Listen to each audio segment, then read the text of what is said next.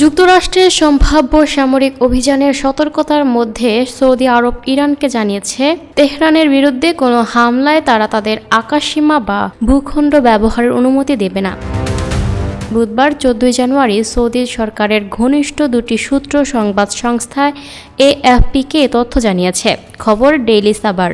সূত্রগুলো জানায়, যুক্তরাষ্ট্র ইরানের চলমান বিক্ষোভ দমনে সরকারের কঠোর অভিযানের জবাবে পদক্ষেপ নিতে পারে এমন সতর্কতা দেওয়ার পরই এই বার্তা ইরানকে পৌঁছে দেওয়া হয়।